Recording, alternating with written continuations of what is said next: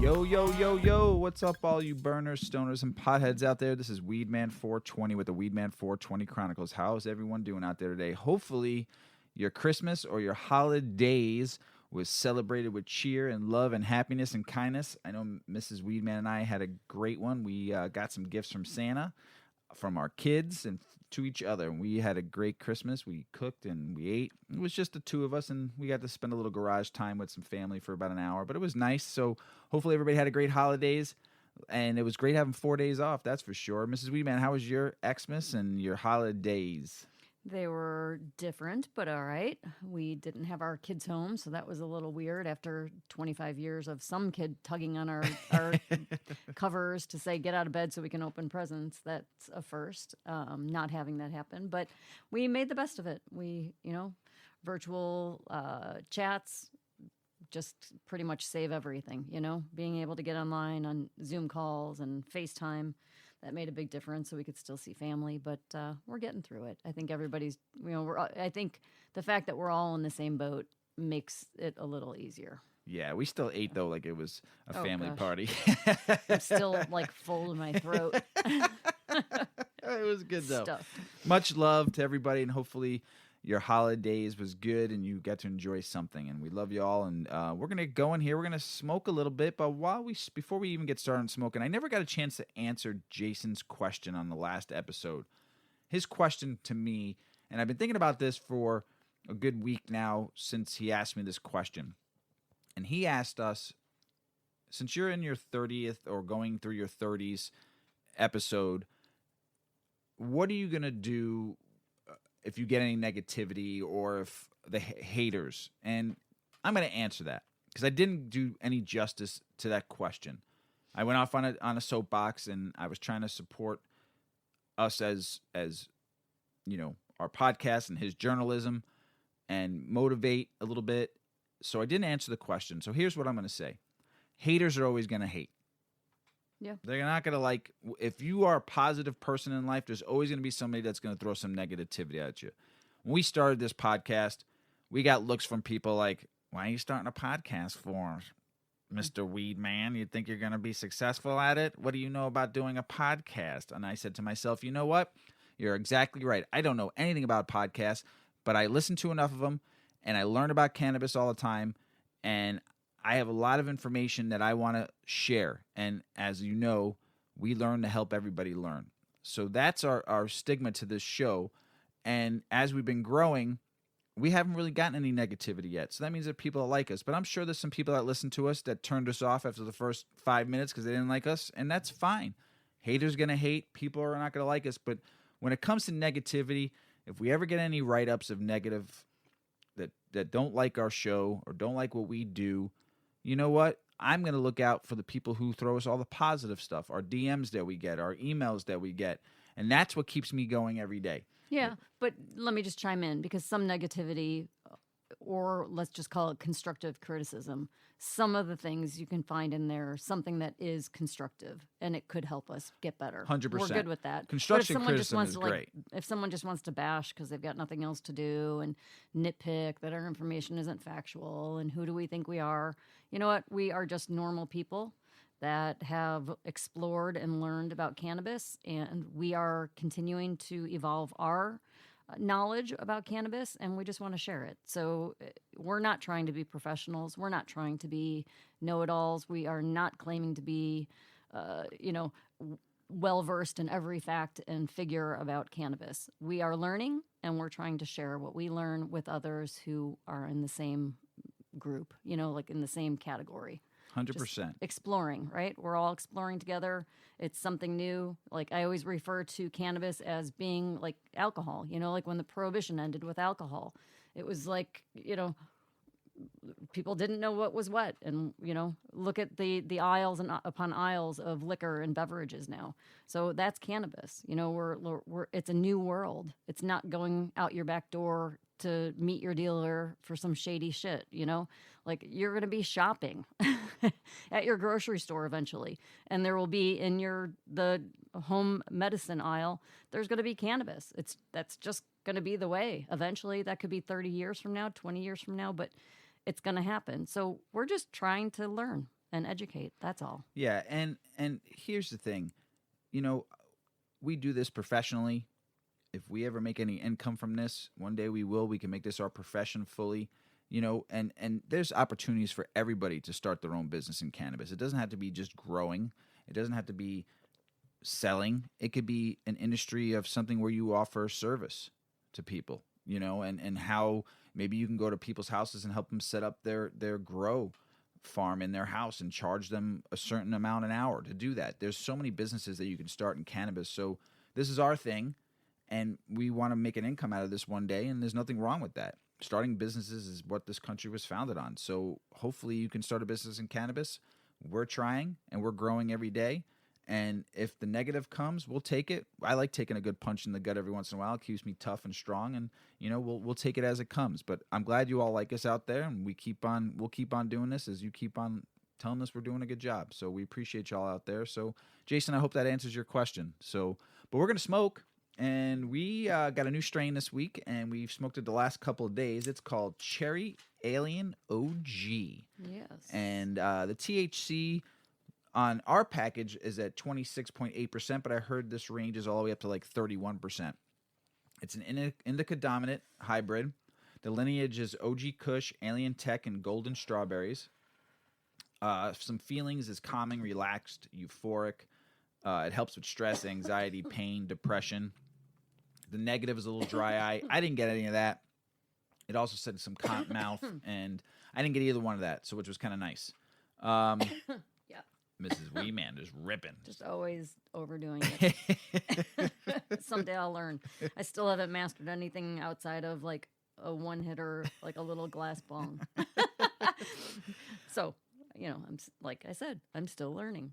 And I have smoked this now, 2 days. Twice? Yeah. And I think I kept smoking it last night because I was like, I just don't really feel much with it. So it's nice. It's not like a brain fog strain. No, it's really nice. It's got. I felt still really clear, but very, very body. Yes, like, very body high. My body was super mellow. Yes. Like very comfortable. And the terpenes in this is myrcene, which is the most common in cannabis. You find body high, good relaxation.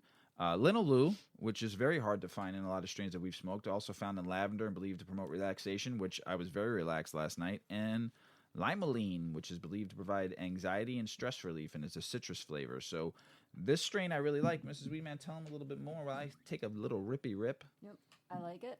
It's super green. I'll say that. And it had a really nice fruity smell when you open the package. Nice big bud. Pretty tight, like a nice, like tight bud. I like it. It's good. It's a good high. I'll smoke it again. It is a nice high. We bought a gram at the dispensary. Like I said, we still support dispensaries, even though we grow our own. But it's good high. We'll see how it goes on the show. We'll see if we don't fall asleep on you. I hope not. I made the mistake of yawning a couple weeks ago. I couldn't believe that. Like, whoa, where did that come from? A little cheers with our rosé. Our little rosé. Salute. Happy almost New Year, everybody. That one got me for a second there. Is this our last episode of the year? Yes. Whoa. Mm-hmm. This is the end of 2020. This is the end. With Weed Man. My only friend, the end. Little doors. Some good news. As you know, we always support and read good stories when it comes to nonviolent cannabis crimes. And the gentleman who we talked about a few weeks ago, Mr. Michael Thompson, who is facing 42 to 60 year sentence for selling 3 pounds of cannabis to an undercover police officer, was granted clemency by Governor Gretchen Whitmer. Way to go. Way to go, Governor, to do that. That's great. Says here that he should be released sometime in January, which is nice. Great job. And there was a lot of people going out from Mr. Thompson. So hopefully he can get home with his family and enjoy some time out of prison. So some good news. Finally, the House and the Senate passed something together. Each of them did separate bills, though. The House passes a bipartisan bill facilitating clinical cannabis research. They put cannabis in that. I love it. Allowing scientists to access state-approved cannabis products. The member of the U.S. House of Representatives voted in favor of H.R. 3797, the Medical Cannabis Research Act. And they just passed the MORE Act, which Yeah. the Senate didn't really pass yet, but at least they passed this where we can. So scientists within a state that's legal can purchase at a legal dispensary And test and then testing. do research. Yep, which is great. And It's going to be so interesting. I know. It also ends the decade-long monopoly of the cultivation of cannabis for FDA-approved research by requiring federal agencies to license multiple manufacturers, in addition to the University of Mississippi, which is the federally college that gets to grow cannabis. For over 5 decades, the university has been the only federally licensed source of research-grade cannabis in the United States. Now I want to go explore what their research has been. Like, what have they focused on in the research? We can do that on another show. Because then for 5 years, they've 5 been... decades. 5 decades, 50 years, they've been growing research-grade Yep. cannabis. Yep. So everything is That's very where, controlled. That's where the strain GX13 came from. That everybody loves I if wanna they get their try it. hands on it. So now I'm going to go dig, people. I may have some news for you Nice. in Love it. 2021. The act was Yes. sponsored by Oregon Democrat Earl Blummuner, along with several Republican co-sponsors. The House members passed the act on a voice vote. The House floor at the time, there was 4 million registered medical cannabis patients, and many more likely self-medicate when they are 91% of Americans supporting medical cannabis. 91%. It's time to change the system, and our bill will do that properly. So that is awesome. And then the Senate turned around and passed their own bill of cannabis research bill 1 week after the House approved similar legislation, which is dope. The Senate on last Tuesday night approved a bipartisan bill meant to promote studies into the effects of cannabis. The move comes 1 week after the House passed it. The Cannabidiol and Marijuana Research Expansion Act, which was filed last year, advanced by unanimous consent after being slightly amended on the floor. Its main function would be to streamline the application process for research who want to study the plant and to encourage the FDA to develop cannabis-derived medicines. So it's a pretty long article, but it's pretty good what they talked about. The bill will remove excessive barriers that will make it difficult for researchers to study effectiveness and safety of cannabis and hopefully give patients more treatment options. The medical community agrees that we need more research to learn about cannabis' potential health benefits, but our federal laws today are standing in its way. So they, it's like I said, a long article, but it's impressive here that they came together bipartisanly and passed it, and it's dope. So good stuff. Here's some good news: 7 more states that could legalize cannabis in 2021. Connecticut, which is awesome. It's renewed as legislation pushed at the beginning of 2020 with the introduction of the bill that would legalize adult use Connecticuters, 21 and older, tested. Connecticut. Wait. It's Connecticut curs. Or no, Connecticut Cuters. Connecticuters. There you go. Got it. Jeez, are we high? Woo! That was a big word. It's a good one.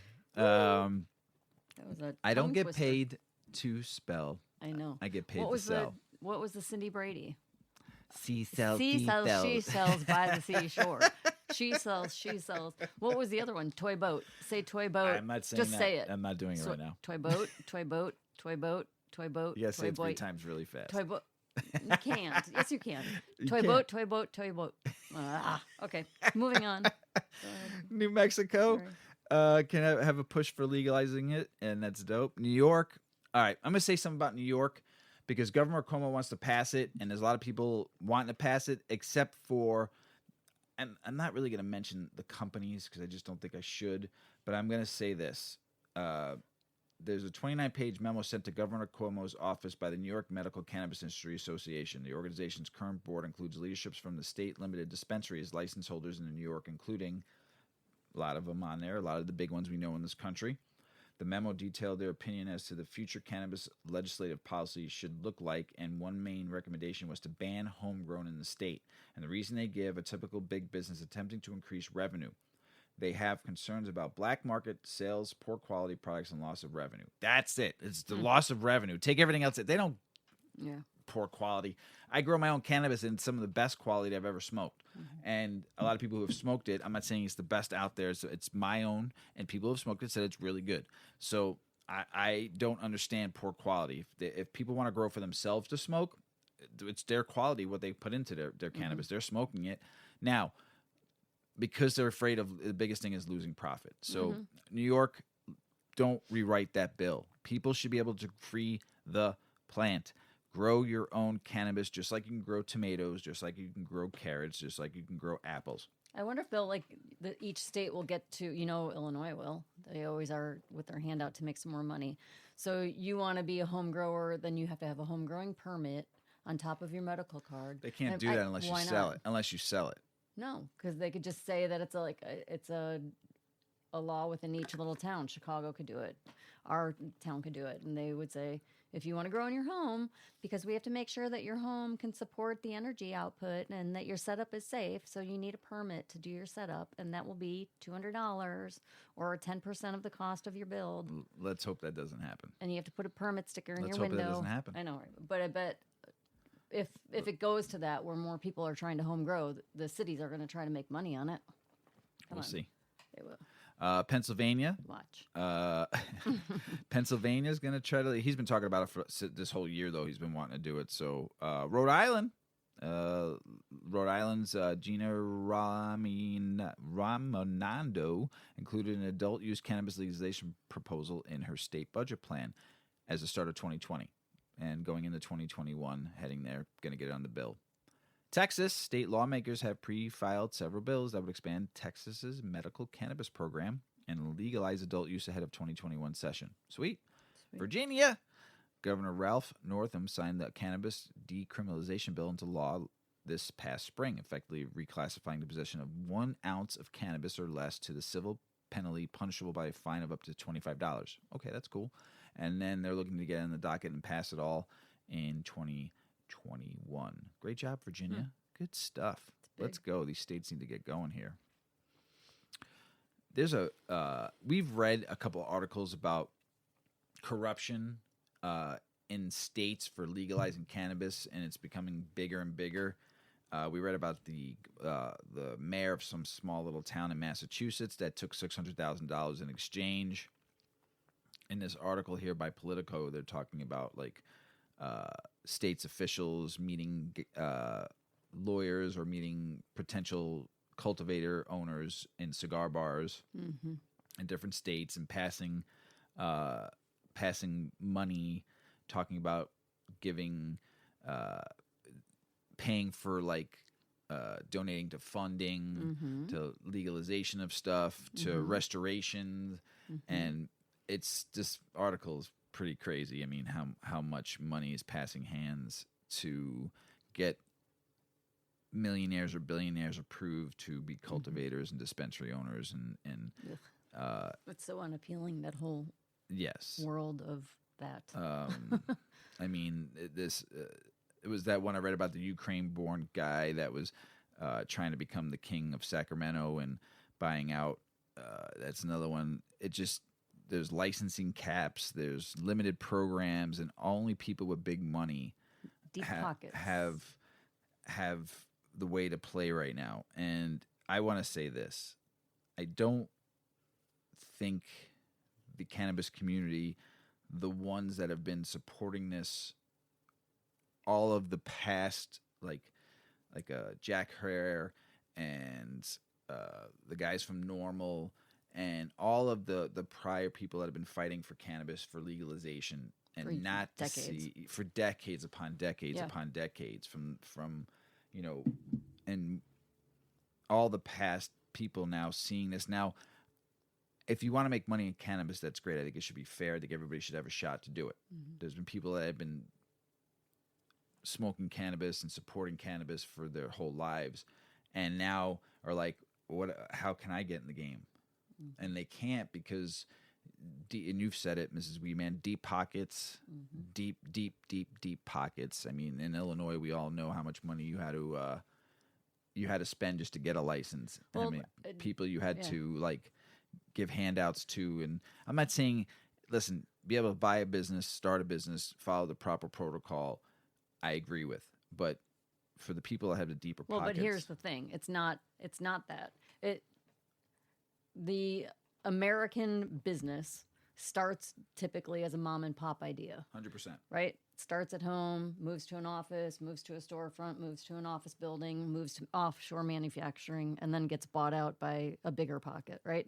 Boom, boom, boom, boom, boom. But it starts as a mom and pop idea, right? Well, cannabis, because it all depends upon legalities. So it started the opposite way. It started with suits, with bigger suits who knew bigger suits, and one hand feeding the other to make the laws change so that they could benefit from it, not so the mom and pop could have a good opportunity. It was so they could benefit from it. So then the suits knew the corporations, and the corporations fed the suits to feed the suits, right? Just to change the laws in their favor. So here we are at the onset of legal industry of cannabis, and the only people that can have a stake in the game are the suits and the deep pockets. Right? It's not the mom and pop. So I think it's going to be a complete flip, a complete turnaround of ordinary American business. It's going to start really big because that's the only people that could thrive in the business right now because of all the laws. And then after it gets so big, it's going to kind of break down. And because it becomes federally legalized at some point, then the mom and pops can get involved. And then you're going to have your neighborhood stores and your neighborhood this and your neighborhood brand. And this brand starts up in Joe's basement and blows up, right? It's just going to be like, it's starting big. It'll go small. So the billionaires and millionaires paved the way of getting all the federal... I don't know about pave the way. Paved the way with the money I'm talking about. Paved the way to get like licensing to and to make it look professionally, like to where they're following the rules and regulations. Yeah, and they are because they're making them. Right. To suit their pockets. To suit their purposes. Right. But burners, stoners, and potheads out there that have been in the game for a long time that want to be... and they can't be in it. It's not that they can't. Well, they don't have the money to. Right, so they can't.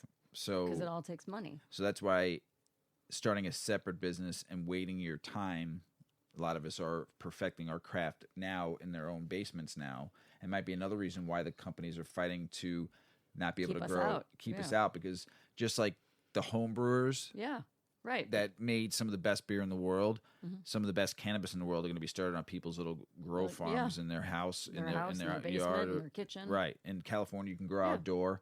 So Michigan, all these people are able to grow 12 plants when they move in the state. So a lot of these people, and don't get me wrong, a lot of people, they're afraid of losing profits, these big businesses. The whole thing is you're not going to lose profits because only 2% of the country probably home brews. Right. And only probably 1% or 0.5% right now home grow. Maybe let's just say 1%. Not everybody has the time or the desire. I just got done doing my second grow. Yeah. And it takes a lot of time. And I only had 3 plants. It took you an entire day, like what, 8 hours? I started 10 hours to trim 3 plants. I started at 1 in the afternoon. I got done at 8 at night. Yeah, 7 hours. But then I cleaned the tent. So that not even just trimming the buds, hang them. I cleaned the tent because I had to hang the cannabis back in the tent to dry.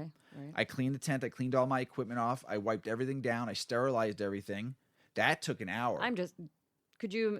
So in Illinois, with your medical card, for those of you that don't live here, you can grow 5 plants. If you have your med card, if you have your med card, you can have 5 plants over 12 inches. So like right now when we're drying, the plants that we currently have, we could be starting our new seedlings so that by the time the trim comes off and goes into jars, we've got plants growing. So you could really like tighten up your turnover rate, and you can get 4 harvests a year. Every 90 days, you're turning over new plants, and then you got your 4 weeks of curing, 7. But you've got other ones growing. Other ones ready to get going. So, but it was a process. Right. So we only have 3 plants, and really out of the 3, 2 did really well, and the other one was not as strong. But that was, and so imagine if you had 10 plants. I mean, I was just thinking to myself how much time would be consumed caring for those. 12 plants. 12 plants. Imagine 12 plants carrying 5 plants. I said to you, 5 plants for one person. It's a lot of work. It took a lot of work. I mean, you're checking them. You don't have to check them constantly. You're checking the temperature. Yeah, you're checking the humidity. You're checking your water. Like gardening it takes some time. Right. And then it was basically a long time to cut everything, trim everything, clean everything. So going back to what we're saying, I think right now maybe 1% of the people are growing in the United States who have legally able to do it in their state. And a lot of these companies don't want that happening because they're afraid they're going to lose profits. Listen, like I said, I'm not here to sell anybody cannabis. Right. I'm here to grow it myself, smoke it. If someone needs a nug because they're out of money and they need a nug, I'll throw them a nug. But I enjoy it. It's a hobby. but I'm also perfecting a craft because you never know, maybe 10, 15 years down the road, we could start our own little grow house and because it's federally legal and you could do different things. So there's ways that the cannabis community and not the suits, we can beat this in the future. And we as a cannabis community need to keep on fighting it every day and fighting. If it's in your state and they're saying you're able to grow and they're going to put it on the docket, you need to make sure you fight for that. So if you want to grow, like you grow your own little farm in the summertime, or you just want to grow a little plant on your balcony, you should be able to grow. And I think it should just be legal no matter what. You shouldn't need a med card to grow. Right. And for any of our listeners who might be suits, I work with suits. I guess I could be quantified as a suit in my day job. But I'm not against all suits. I mean, there's a place for everybody's career. If it's ethical, right, and they run an ethical business. Just when it comes to business and laws and the way that things go, sometimes we're just talking about the people that are coming in and being shady. Right. Shady suits. Yeah. We're not talking about suits that are good people that or are just ethical. Greed. It's more greed. It's I the think. corporate greed thing. Corporate greed. So we're not against suits. I'm not against corporate either to some degree. Right? We're against you corporate could be an greed. ethical corporation. Exactly, 100%. So it's about being ethical versus non-ethical in this. So if you're going in doing back deals and giving $20,000 to a fund so you can get a license, that's unfair to the people or that get a license for your buddy that only have who you invest in $20,000 his, to be able to you're a silent partner for your for your application for your license, but you don't have an extra $100,000 to do everything else. So that being said, we love you all. If you're an ethical person, suit, non-suit, burner, stoner, pothead, that's not what it's about. It's about the corporate greed and spending millions of dollars so you can control the industry. That's what this is about. Mm-hmm. So, tainted vapes recalled in Oregon. Regulators plan wider ban. That's kind of scary because once again, there was from dispensary, like it was cannabis. It was it was a company that used a product that they're finding. Well, let's read it. Oregon cannabis consumers would be wise to avoid legal vapes labeled with vague ingredients like natural flavor at least until April. The natural flavor can actually be a skin moisturizer ingredient derived from shark liver oil. Ooh. Another thing with the oil again, like the acetate, a substance Yeah. called squalane or squalene. Burning it could give you your lung injury. Yeah. That Avali again, that lung thing that we're talking popcorn about. lungs. Yep.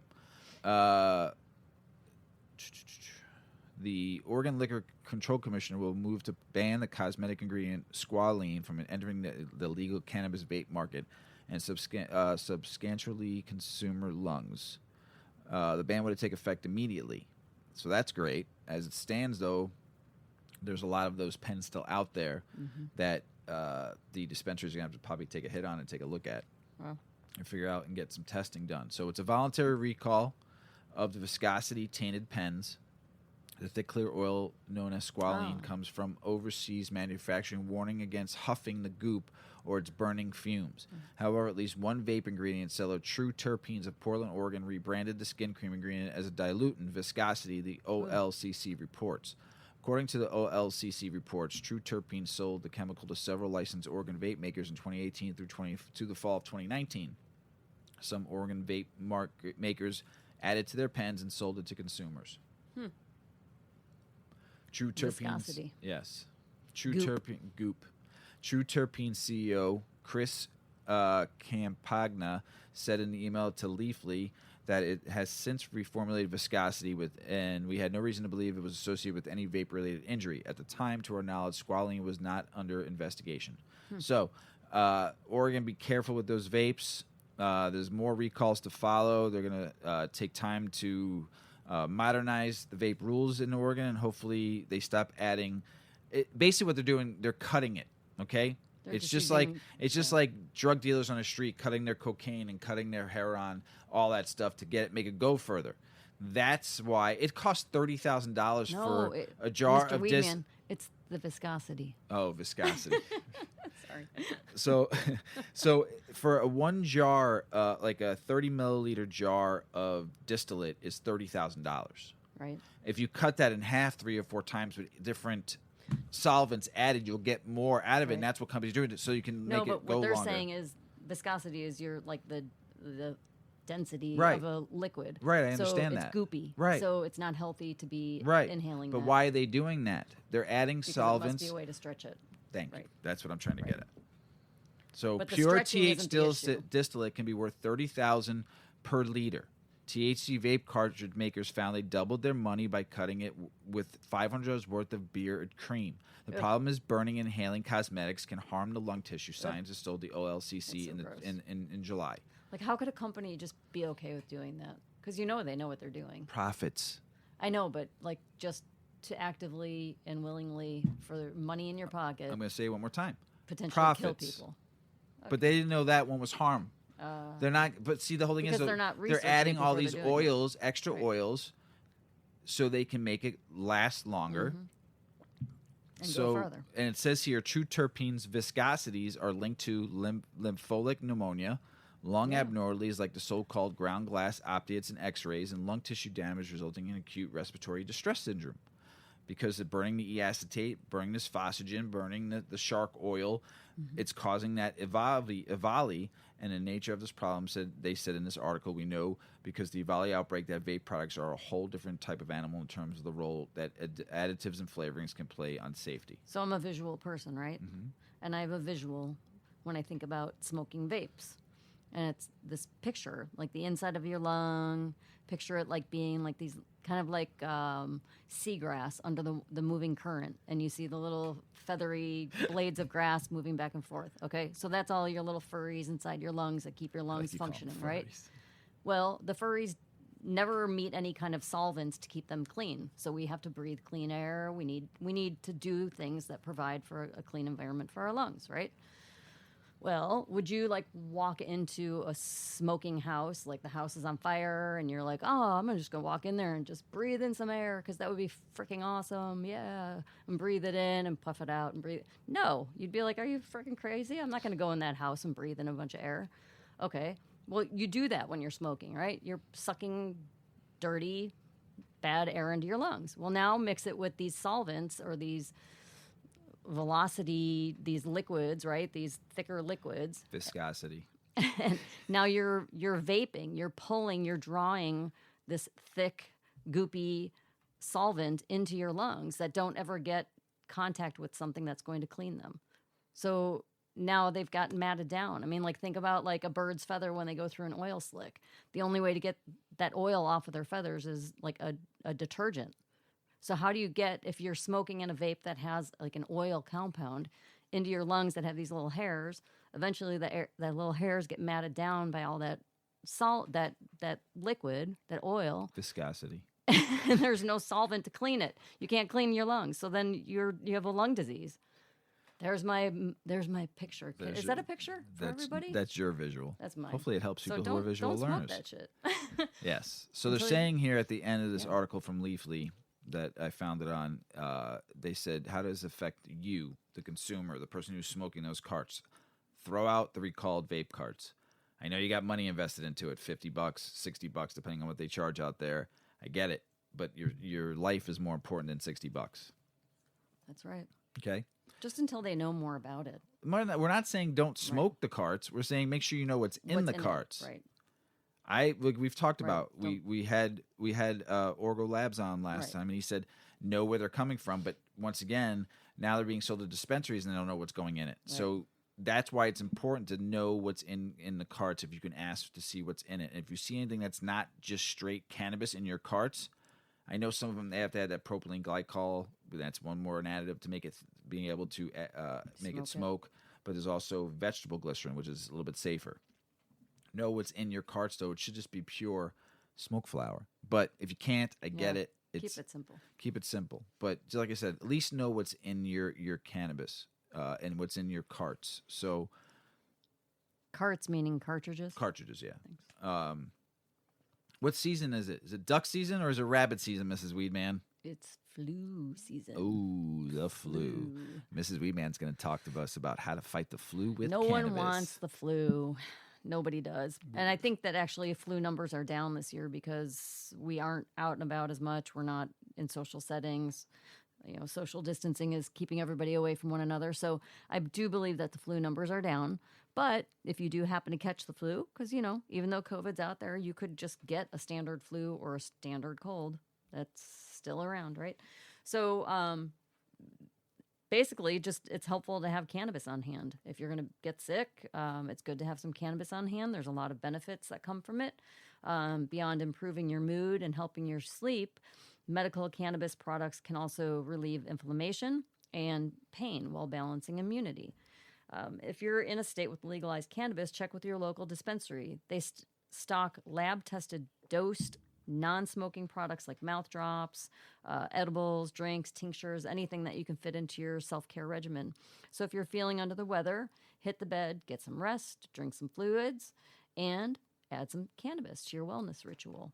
At the very least, it's going to help you maintain a little buzz, and it won't. It's not going to cause you to be dehydrated because it's not alcohol, so you're going to keep your hydration good. You'll keep some food in your belly because you might get the munchies, and you can just plop on the couch and watch some movies.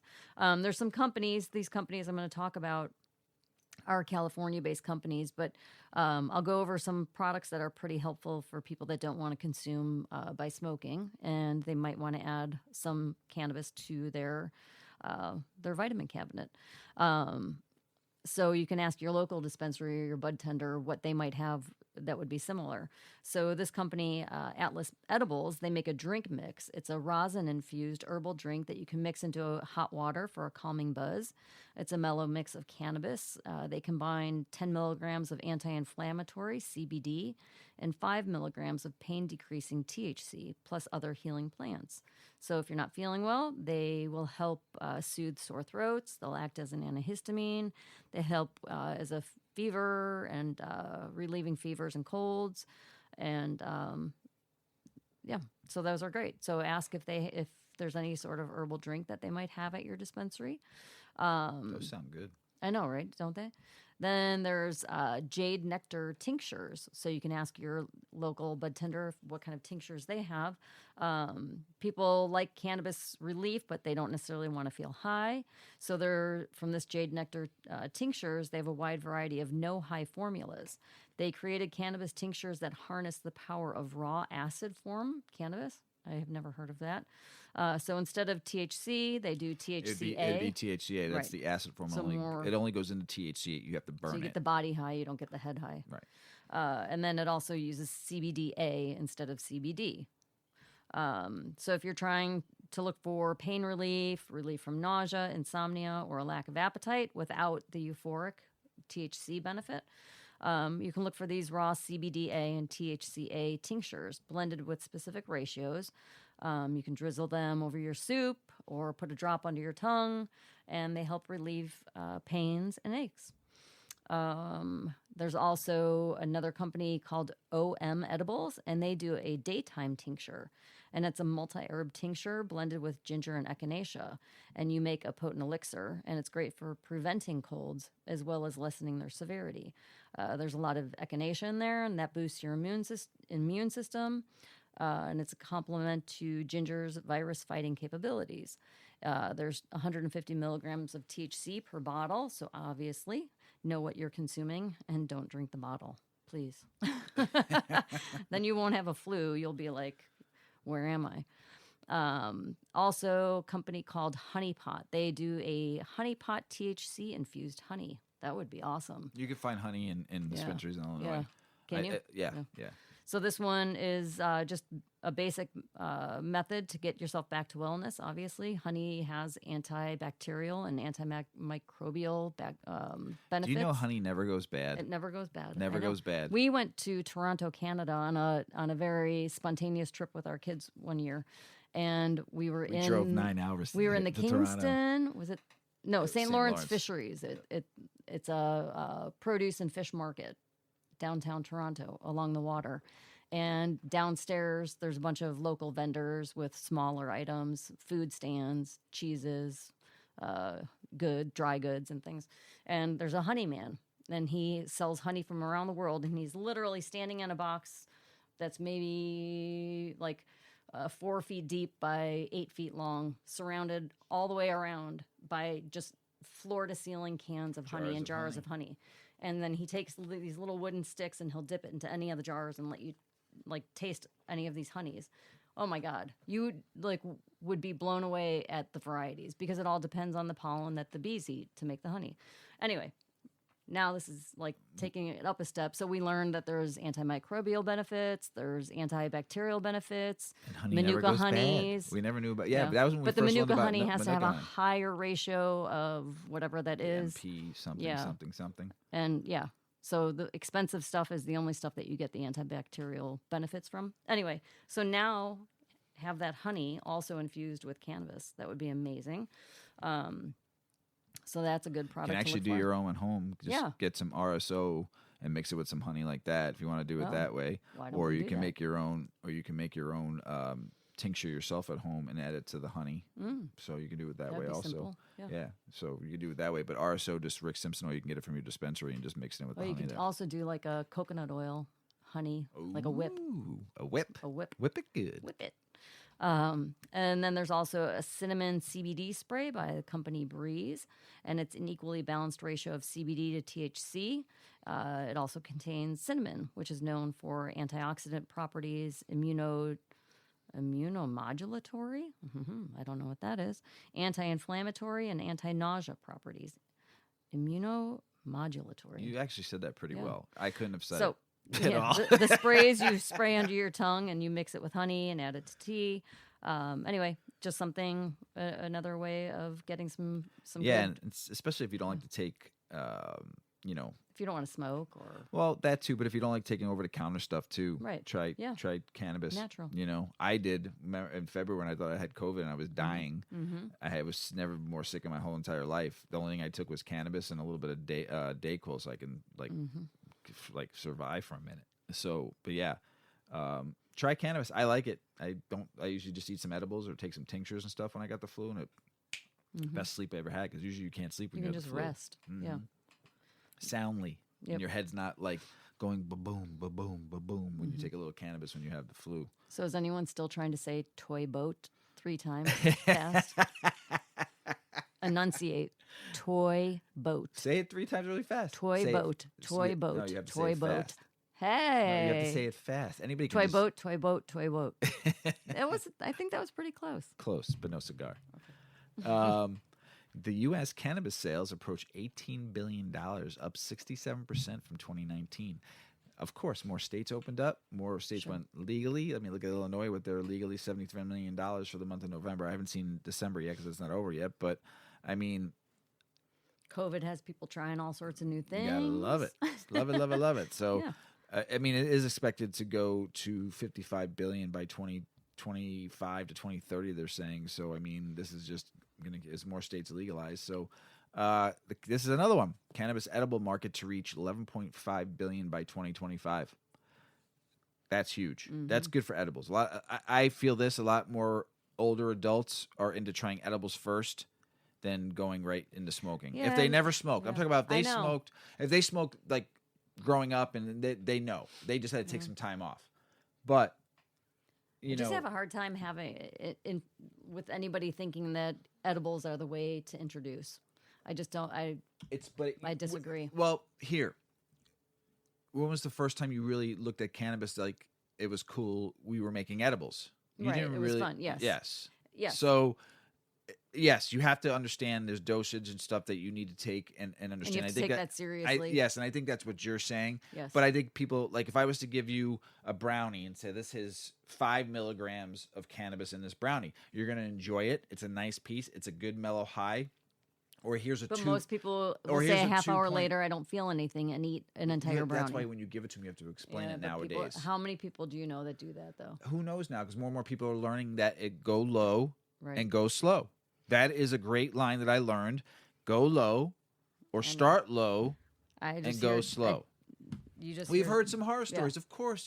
But name name how many people on the hand that you can now tell me now from Mm-hmm. like a year, 2 years ago, 3 years ago, because people didn't know now that like it was really the dosage that was really screwing people up. Like, I know. listen, my brother made people, this. it My tastes brother good, made people this. wanna eat more. Of course, but I'm telling you, I just think you got to smoke. But I understand No, not everybody because wants there's to some smoke. they don't know if it's someone gives them a nugget that doesn't tell them the dosage now and that. Maybe if someone's first time smoking, it was 31%. Okay, like I mentioned that Right, face mint. right. It's what And not for the they're beginner melting. smoker. Right. So especially if you're a home grower and you don't know your percentage, I might know how strong it is, but I smoke a lot. Right. So, but somebody new, it has to be educated. And I think giving somebody a 2.5 milligram mint and saying you might not feel a lot this first time, you might not feel a lot the second time, but learn your dosage properly first and then work your way up. Don't just say, I don't feel anything. I don't feel anything. Right. Education is key. And that's why more and more people are learning. And I think it's more apt that people are going to go to edibles because there's drinks. Well, yeah. There's chocolates. There's cookies. There's granola bars. There's marinara sauce. There's so much being made now. That's why I could see it being that big of a market. And who doesn't like dark chocolate? Who doesn't like seltzer with 5 milligrams of drink in there? Who doesn't like a gummy? The gummy is right now is the biggest market. So I love a good sour gummy. You know, how about those Italian jellies we just bought from the Italian store? Could you imagine if those were infused? That's what I'm saying. Right. So they're so good though. A couple cool things. FTC. I don't know if it's cool or not, but I think it is because we talk about the CBD products in the market today, and you don't know what's legit and what's not legit. So the FTC is cracking down a little bit on the market right now. The Federal Trade Commission has announced the first law enforcement crackdown on companies deceptively marketing products and growing CBD market in the United States, which is great. I think it should be done. I think we need to make sure that people are getting real stuff and not fake shit. So, and then on top of that, the FDA issues warning letters to some CBD companies. So the two of them are going hand in hand. So we're finally going to see hopefully some regulation of what is the Wild Wild West right now since the hemp law in 2018. There should be stuff tested. We should know if we're not, like in some of the CBD products we use for facial lotions and stuff like that. Do we really know there's actually CBD in there? No. Right. And they even say that it's CBD or hemp stem cells. How do they know? How, yeah. Right. Who knows? It's a great product. We love it. Good. But I like it. It's good for my face. But is there any regulation behind putting those words on? So I'm kind of glad they're going to do some standardization on some stuff so we, the consumer, know what we're taking in. I just hope they don't, like I said on the last episode, I just hope the government doesn't fuck it up. That's all. Utah considers allowing any doctor to recommend medical cannabis. I think that's awesome. Go Utah. Because in Illinois, a lot of doctors weren't doing it. So, Mrs. Weedman, during the holidays, what's a big thing that people like to do or they like to give, right? Yep. And what is something that's pretty good that the cannabis companies are doing during the holidays? Well, I came across this article about cannabis companies continuing their holiday fundraisers for communities nationwide.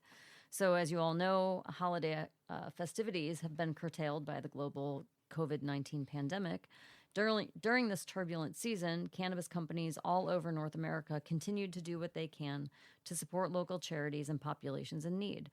So I'm just going to talk about a few companies that really stood out in this article. And maybe in 2021, it would be something, knowing these companies did what they did, you might say, that's a company I want to purchase from, right? Or I like their products because I like what they do.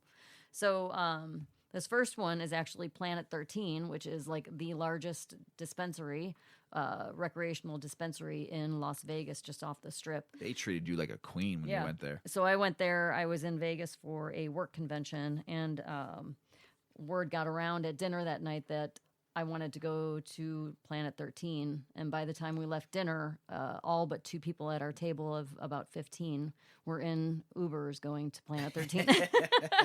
So we had fun there. It was kind of like a going to experience, a right? museum. Yeah, like it was an event, like some place to see. So it was quite cool. So Planet 13 is actually the world's largest cannabis superstore. And they announced that they would donate 50,000 toys and cans of food to the Las Vegas Rescue Mission and Safe Nest. Good for them. Yeah, thanks to the generosity of their customers, sponsored vendors, and staff. So the store partnered with Green Life Productions, and they hosted a fundraiser. And they had multiple cannabis brands that sponsored for their contributions. And it was an inspiring example of how Las Vegas communities pull together in times of need. The company said that they were moved by the generosity of those who donated to their holiday toy drive and food drive. And their vice president of sales and marketing said, "We were honored to be able to distribute over 50,000 donations between two remarkable community nonprofits." So, very cool. This company, it was actually a collective of companies, and they are called Friends in Weed.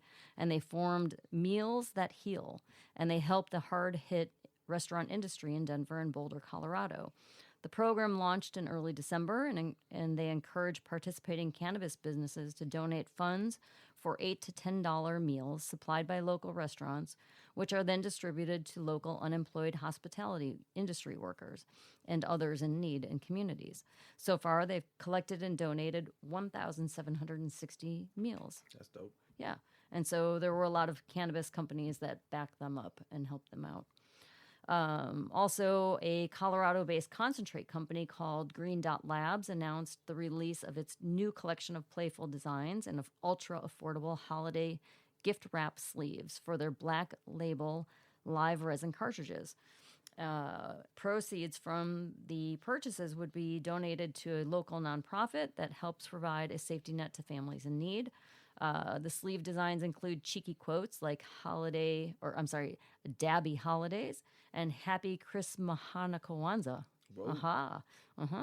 100% of cartridge sales proceeds were benefiting nonprofit Emergency Family Assistance Association, which supplies families with a variety of resources to help them escape poverty. The limited edition cartridges were available in select Colorado dispensaries.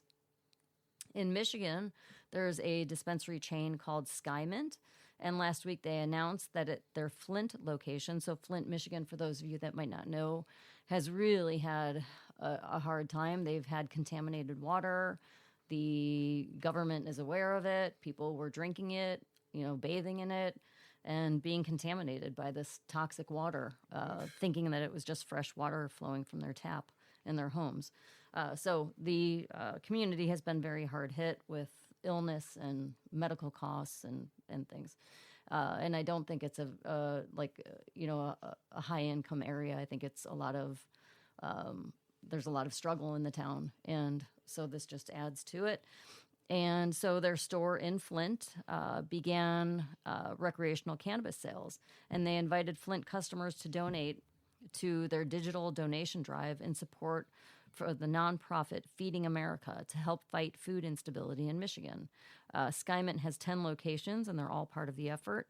The core ethos of SkyMint is social justice, uplifting community, and ushering in a modern era of cannabis through an elevated retail shopping experience, which encourages browsing, education, and discovery.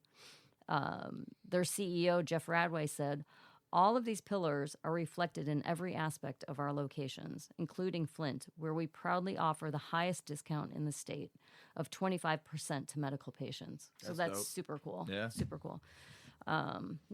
Multi-state dispensary chain Herbology and their parent company Cureleaf. They sponsored an event called Feed the Block. They contributed lots of food to local food charities. The dispensary said it would also distribute $20 gift cards to 100 families in need. Lotus Gold and CBD Plus, their retail locations in Oklahoma, accepted unwrapped toys and donations that they distributed through the Salvation Army. What else did we have? Colorado-based CBD brand Cure Enjoy announced it will donate CBD isolate tinctures to the Weed for Warriors Foundation. Weed for Warriors. I know, right? Along with CBD manufacturer Infinite Product Company, Cure Enjoy will provide 1,350 CBD isolate tinctures to veterans this Christmas, some of whom suffer from serious medical conditions as a result of their service, including PTSD. Their company CEO is always in support of this Weed for Warriors, and he is also a former Army medic. In Canada, there's a company, Dutch Love Cannabis Company. I'm part Dutch, So I like that name, Dutch Loaf. They have 19 stores. I was going to say something, but I'll be quiet. Just stop it. They have 19 stores located across Canada, and they're going to carry on a 19-year tradition of their parent company, the Donnelly Group, by giving 320 Dutch Love employees $50 gift cards to purchase toys for the company's annual Good Neighbor Toy Drive. That's cool. Yeah. So all in all, you've got some big companies doing some really big things, setting a good example, setting a bar to give back to their own communities and those beyond. That's Pretty sweet. neat. Yeah. That's nice. Great good read on that one. A lot of those companies are good companies. You know, the West Coast is so much different than the Midwest when we were talking about, you know, the businesses in the back alley money handoffs in California and Oregon and Washington and Colorado. Oklahoma right now, they're like one of the leaders right now giving dispensary licenses out, not just to big businesses, to everybody, which I think is great. I think they're going to hand out about 2,000 is in the works. Cool. California, there's so many small businesses there. Oh, yeah. You know, a lot of the states. Yeah, I think every state is in a different We're talking spot, about a lot right? of the states that, you know, some of the states, we're in Illinois, a little different. When this whole thing started, you couldn't even get a chance to get a license. So we're looking for ethical businesses and ethical people we want to work with and we want to talk with, and what we are talking about and some of the stuff this whole episode is being an ethical business owner, being ethical to cannabis and to the cannabis community, and letting everyone get a fair share and a fair shot of it. So, I mean, a lot of those companies, you know, some of them are probably started by big businesses and stuff like that, but if they're doing the right thing and they're ethical and they're doing stuff right, I support that, you know. I mean, whatever's good for cannabis and for people of cannabis helping each other is great. International news, Australia is saying they could be one of the leading international cannabis markets in 2021. They had a lot of struggles this year, fires, COVID, hit them really bad. Job market was down. But they're saying that with all these challenges comes a new industry for them. And right now there's some medical in Australia. One of our listeners in Australia sent me a DM about CBD being able to grow higher CBD percentage there. So that's a start. He goes, we're slow. And then this article proves what they're going to be moving forward with in 2021. So that's cool. That's good for Australia. And Uruguay, which is one of the only countries in the world that's fully legal, completes another large export of high THC flower to Portugal. Remember, I've said in a couple episodes that the import-export market for cannabis, the United States. When that happens, oh my gosh. Well, it's already starting. Right. Germany is one of the largest importers of cannabis right now from other countries. And you have Uruguay, who's been legal for a while now, sending it to Portugal a second time. So why can we in the U.S. Because it's federally illegal. Right, we cannot send anything out, but there's other countries able to do that right now. Oh, so you're saying other countries are sending it to beyond. Yes, Uruguay sent it to Portugal. You're not talking about the U.S. Right, I thought you were at saying all. U.S. They're so far behind that. Yes. There's already countries, though, that are excluding the U.S., that are already sending it to one another. And we're so far behind. We'll get there. So I have hope. We have some of the greatest growers probably in the world, and they can't get it out worldly, you know. I wonder if everybody agrees that they'd like to see that happen. Probably not. I'm sure that not everybody. There's some people. Everybody doesn't agree. I would like to be able to sell overseas if somebody wanted my cannabis strain or wanted my seeds or wanted my imported? genetics. Yeah. There was a grower in France that wanted something that was started in Michigan, and he's willing to pay top dollar for that seed. Why not? That genetics. But their air and their water and their climate is so different. I wonder what if it's growing indoors. If it's growing indoors, you can adjust Yeah, I know it. you can adjust all that. Right. Well, not the water, because you can't even make a New York pizza outside of New York. Seriously. All our Chicago fans, that was my uncle saying that because he owned a deli in New York, saying he came to Chicago and said it's the water that makes the pizza different in Chicago than New York. I like both. Uncle Frankie. Uncle Frankie's Deli. In Mexico. In the Bronx. Mexico hits snooze on cannabis legalization until next spring. Come on, Mexico, man. I had all hopes you were going to be one of the largest. You were talking mad smack that you were going to be the largest cannabis growers in the world. Get your shit together. Big CBD boom in the Asian countries right now. South Korea's got big cosmetics that use a lot of CBD. China poised to become a global hemp superpower. Japan CBD isn't just trendy; it's necessity for a lot of products that they use there. We need to some serious hemp farming to happen in the U.S. You know, we are exporting to China. There is some people that are growing that export to China, but they are the largest. Like fabrics. We don't have true, hemp fabrics 100%. in the U.S. They have to import it all from India and China. Right. We need some We need manufacturing. We to need do that. some But you need lots of acreage to start manufacturing for fabrics, don't you? They're saying to grow. you need 100 acres. Cannabis grows differently than most but how much? crops. You could make T-shirts for a family. No, it stretches. How many T-shirts could you make with 100 acres of hemp? A lot. Not enough. I mean, you need a lot of 100 acres. Yeah, to grow industrially, but Right. if you want to grow, you could you can do it. For Yes, small labels. You can do and it. But there is. fine But you were design, saying there yeah. not any here, right? No, it's very hard. Yeah, So, I think there isn't anyone. but the Asian actually- countries are importing it. And A lot of them India. and a lot of them are going to be exporting it because they're growing it there. So we're so far behind once again on taking another industry, even though there's a lot of CBD in the United States. A lot of it is just used for smoking or for tinctures, but the whole plant can be used, for manufacturing, and we ship a lot of it over to China right now because When there's was nobody hemp doing it. legalized here to be 2018. grown? 2018. Oh, that's why we don't have it yet. So we just grow it and sell it. I just got done with my grow, and I put some pictures out there. Knock something off my bucket list. I grew purple plants. Did not know Wes Earl 217. I don't know how they turned out purple. Were they supposed to? I don't know, but I'm pretty impressed with the flower I grew. There was a lot of trichomes on it, so I spent a lot of time on Saturday trimming, curing, smelling, taking lots of pictures, kissing. It's so sticky. I actually kneeled on one knee and gave Mrs. Weedman a bouquet. We were having some fun while we were doing it and taking lots of pictures. And Weed Man Grandma had stopped by for a minute, so she saw. So, but this has been my zen. I love growing, but I just got done with it, and it's a lot of work. My hands were very sticky. I wore gloves. I had to change my gloves quite often. And also had to use a lot of alcohol on my scissors, on my trimmers, a lot with cotton ball. I probably used 6 cotton balls. That's how sticky that bug it was sticky. And but I had a lot of also leaves that I'm drying, and I had a lot of just little nugs that were going to be pushed to edibles. Also had a lot of stems, and I guess we're learning there's a lot you can do with cannabis stems. Mrs. Weedman, Yeah, but we didn't learn it until we should have already learned it. Yeah, but I still have some stems. Well, actually, we were looking at everything that got trimmed off the plants, and we were looking at the stems, saying, we know you could probably do something with these stems, but seriously, how are we ever even going to use all of this flower? Yeah. I mean, we had enough leaves and little, what are those called? Just little shake nugs. Little shake nugs. Yeah, that we're going to push to edibles. And we'll never be able to make and eat the amount of edibles that we're going to be able to make.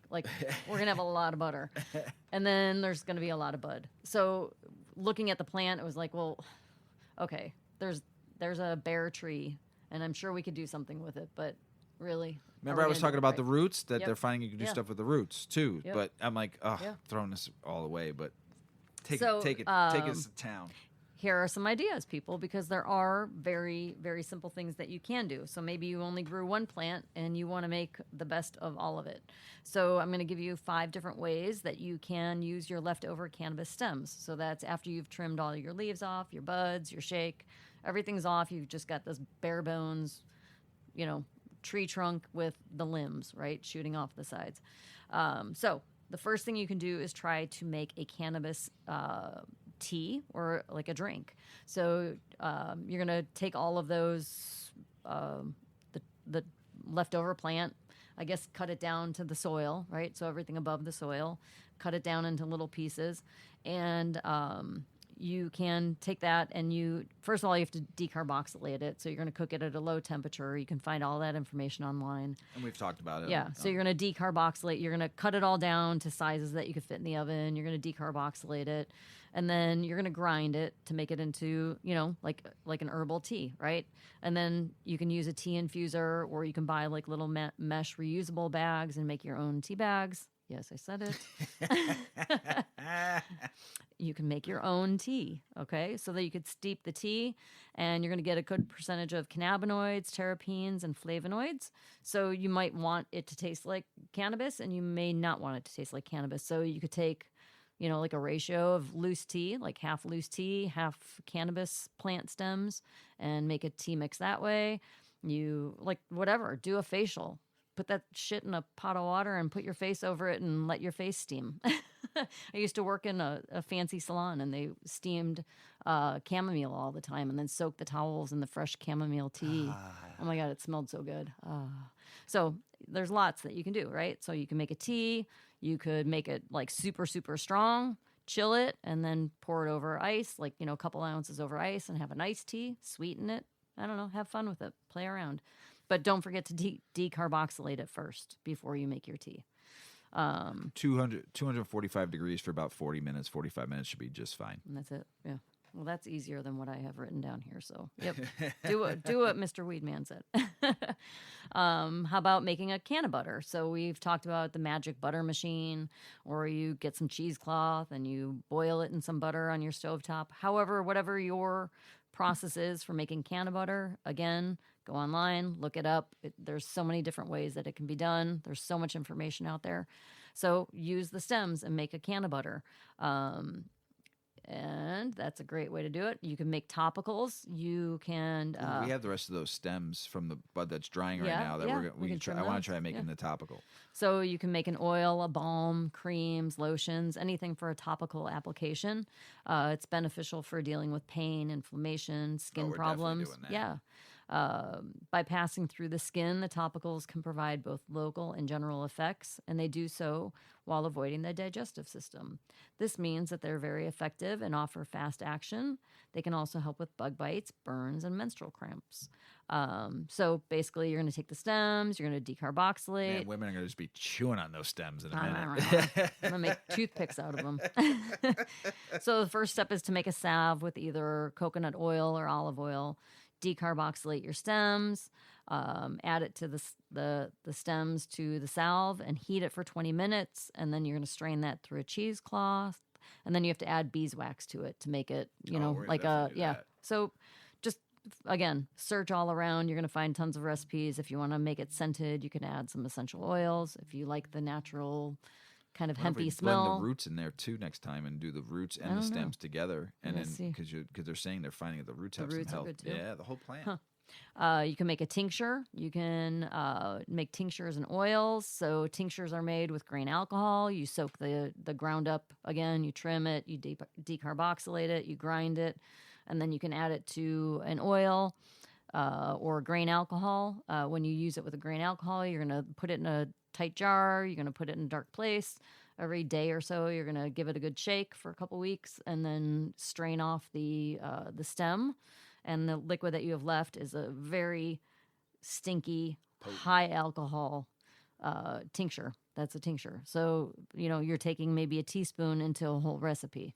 I will tell you, I have not found a way that I enjoy using a tincture. The only way I enjoy it is if you burn the alcohol out and make the Rick Simpson oil, and then just have the tar. Yeah, but that's RSO. Right. I mean, that's a whole nother process. Right. That's dangerous. Don't do that without researching, please. True. Mr. Weedman was talking about RSO. So for those that may not know, it's Rick Simpson oil. That is a tincture that is cooked down. But remember, a tincture is made with grain alcohol. Very dangerous to heat, right? So do your homework on that. If you decide you want to make a Rick Simpson oil, which is a concentrate, do your homework. YouTube videos, plenty. Yes, please. So anyway, tinctures are great. Just another way of getting the cannabis into your body to help you with any ailments that you might have. And you can make extracts. So those are made. You can do different types of extracts, like you can get keef. You take the stems and you put them in a freezer bag. I didn't know this. I didn't know this is how kief was made. You chill it, you freeze it, and the kief will separate from the stems in the bag. And once the kief separates, it can be collected.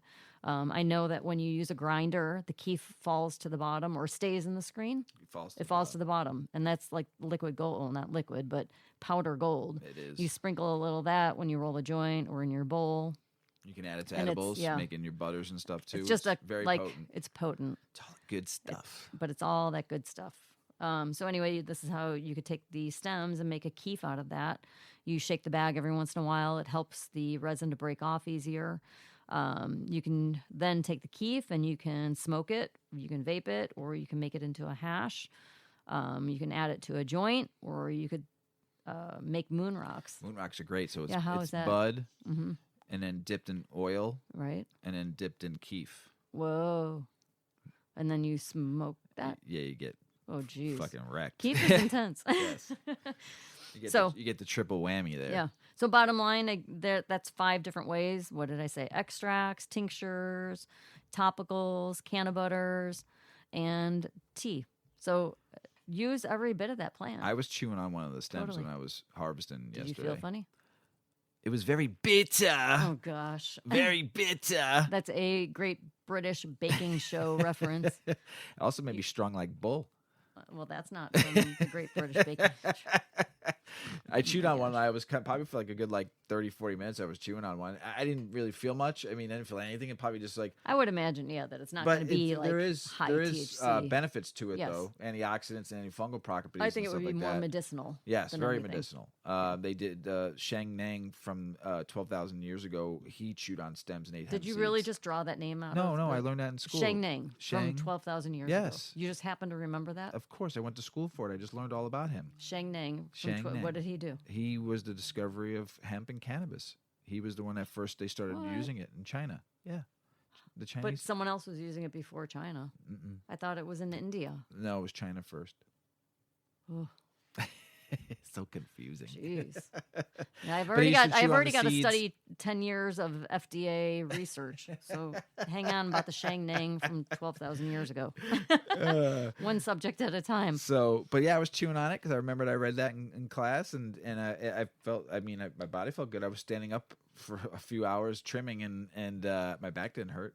But here's something really cool. One of the first in professional sports, NBA could permanently end cannabis tests so it doesn't become Big Brother, says the commissioner, which is dope. Good for the NBA because I know a lot. Here's what I feel about sports. If you're going home to smoke cannabis on your own, it's the same thing as going to have a drink of a beer or wine. Why can't if you're not doing it on the field and smoking a joint on the sideline or something like that? Yeah, you don't know your player isn't doing a shot before he comes out of the locker room. But if he's at home at his own time, it's his own choice. He should be able to smoke cannabis if he wants to, as long as he's not bringing it to the court.